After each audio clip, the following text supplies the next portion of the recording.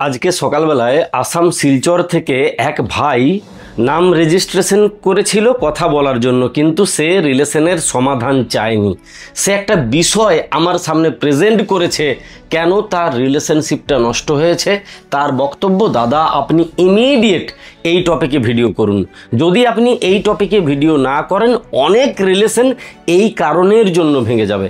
আমি দেখলাম সত্যিই তো অনেকেই তো এই কথা আমাকে জানিয়েছে, তারপরেও আমি কিভাবে এই বিষয়টাকে ইগনোর করে গেছি জানি না।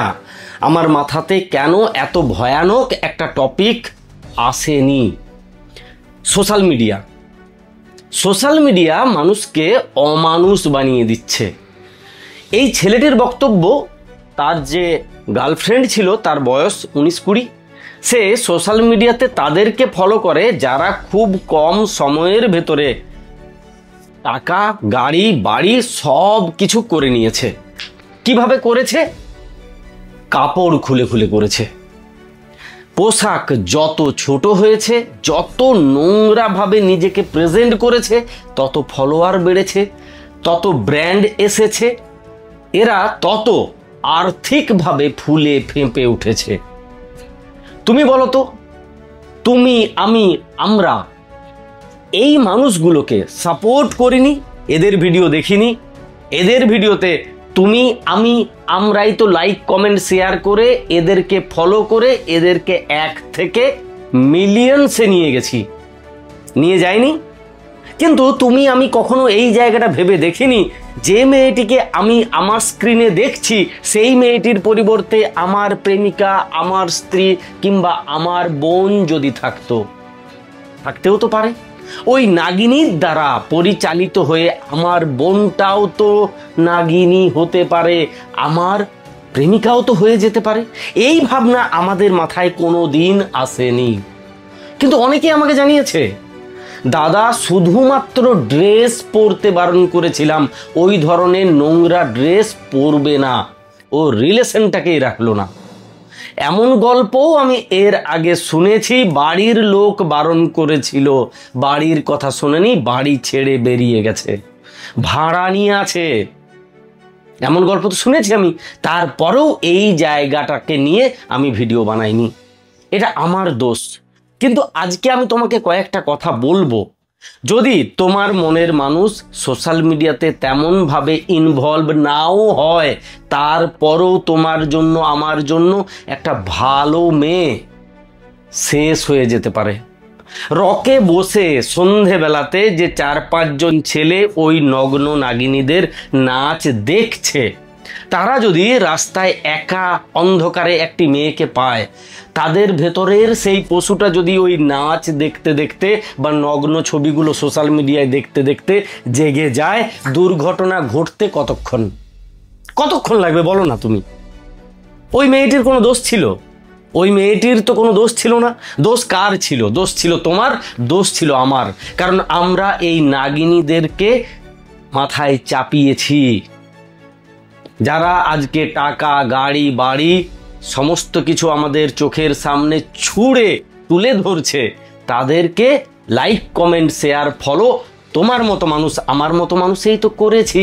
তাছাড়া তারা 0 থেকে মিলিয়নসে কিভাবে পৌঁছে গেছে। আমরা তাদেরকে অ্যাভয়েড করে গেছি যারা কিছু শেখাতে এসেছিল, যারা ভালো জিনিস নিয়ে এসেছিল, তাদেরকে ফলো করতে আমরা লজ্জা পেয়েছি। তুমি দেখো না, তুমি দেখো আমার ভিডিওতে, ইনস্টাতেই দেখো না, ভিউজ দেখবে, ফলো করে না। কেন করে না?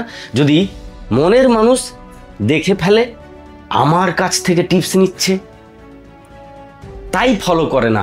অথচ ওরা ওই সমস্ত নগ্ন মেয়েগুলোকে ফলো করতে লজ্জা পায় না। তাদেরকে বাস্তবটা বোঝানোর কেউ নেই। আজকে আমি যাকে ফলো করছি, রাতের বেলায় শুয়ে শুয়ে যে নগ্ন নাগিনীর নাচ দেখে যাচ্ছি, কাল দিন ওরটা স্ক্রোল করার পরে আমার মনের মানুষ যদি সেম ড্রেস পরে ওই রকমভাবে নাচ করে, সেটা আমার সহ্য হবে তো? কারণ আমি মানে আমি নই। আমি মানে আমার সঙ্গে জুড়ে থাকা আরও অনেকগুলো মানুষ, আমার পরিবার, পরিজন, আত্মীয় স্বজন, বন্ধু বান্ধব, আমার সমাজ। বাইরে বেরোলাম, বাইরে বেরিয়ে পড়ে দেখলাম কি 5টা লোক আমাকে বলছে, আরে ওকে বারণ করতে পারিস না, নাকি তোর বারণ শোনে না? এই প্রশ্নের মুখোমুখি হতে হবে না, হতে হবে। যদি তুমি আমি ওদেরকে লাইক কমেন্ট শেয়ার ফলো করতে থাকি, তাই প্লিজ রিপোর্ট করতে না পারো নেই, ওদেরকে সাপোর্ট করো না। ওদেরকে যদি সাপোর্ট করি, ওরা একটা বিষাক্ত সমাজ বানিয়ে দেবে। একজন ভদ্রমহিলাকে দেখলাম কদিন আগেই, উনি ওই রাশিয়ান বৌদি টৌদি ওদেরকে নিয়ে লড়াই শুরু করেছেন। উনি লয়ার, উনি নিজের মতো করে লড়াইটা লড়ছেন। এই লড়াইটা চাইলে আমরাও লড়তে পারি। ওদের ভিডিও দেখব না, ওদেরকে ফলো করব না, ওদের ভিডিও এলেই সেটাকে স্কিপ করে যাব যদি রিপোর্ট করতে ভয় পাই বা সময় না থাকে, কিন্তু ওদের ভিডিও দেখব না।